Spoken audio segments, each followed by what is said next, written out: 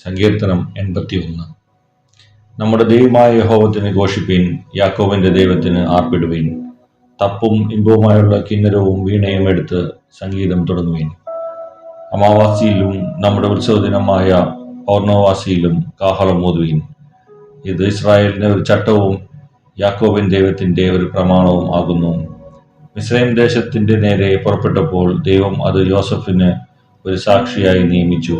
അവിടെ ഞാൻ അറിയാത്ത ഒരു ഭാഷ കേട്ടു. ഞാൻ അവന്റെ തോളിൽ നിന്നും ചുമട് നീക്കി, അവന്റെ കൈകൾ കൊട്ട വിട്ടു ഒഴിഞ്ഞു. കഷ്ടകാലത്ത് നീ വിളിച്ചു, ഞാൻ നിന്നെ വിടുവിച്ചു. ഇടിമുഴക്കത്തിന്റെ മറവിൽ നിന്നു ഞാൻ നിനക്ക് ഉത്തരം അരുളി. മെരീബ വെള്ളത്തിങ്കൽ ഞാൻ നിന്നെ പരീക്ഷിച്ചു.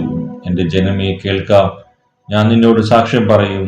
ഇസ്രായേലേ, നീ എന്റെ വാക്കു കേട്ടെങ്കിൽ കൊള്ളാമായിരുന്നു. അന്യദൈവം നിനക്കുണ്ടാകരുത്.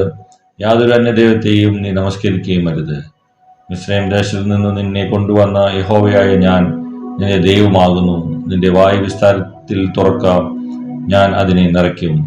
എന്നാൽ എന്റെ ജനം എന്റെ വാക്കു കേട്ടനുസരിച്ചില്ല, ഇസ്രായേലിനെ കൂട്ടാക്കിയതുമില്ല. അതുകൊണ്ട് അവർ സ്വന്തം ആലോചന പ്രകാരം നടക്കേണ്ടതിന് ഞാൻ എന്റെ ഹൃദയകാഠിന്യത്തിന് ഏൽപ്പിച്ചു കളഞ്ഞു. അയ്യോ, എന്റെ ജനം എന്റെ വാക്ക് കേൾക്കുകയും ഇസ്രായേലിന്റെ വഴികളിൽ നടക്കുകയും ചെയ്തുവെങ്കിൽ കൊള്ളാമായിരുന്നു.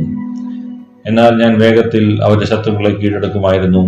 അവരുടെ വൈരികളുടെ നേരെ എന്റെ കൈ തിരിക്കുമായിരുന്നു. യഹോവയെ ഭയക്കുന്നവർ അവന് കീഴടങ്ങുമായിരുന്നു. എന്നാൽ ഇവരുടെ ശുഭകാലം എന്നേക്കും നിലനിൽക്കുമായിരുന്നു. ഞാൻ മേത്തരമായ ഗോതമ്പ് കൊണ്ട് അവരെ പോഷിക്കുമായിരുന്നു. ഞാൻ പാറയിൽ നിന്നുള്ള തേൻ കൊണ്ട് നിനക്ക് തൃപ്തി വരുത്തുമായിരുന്നു.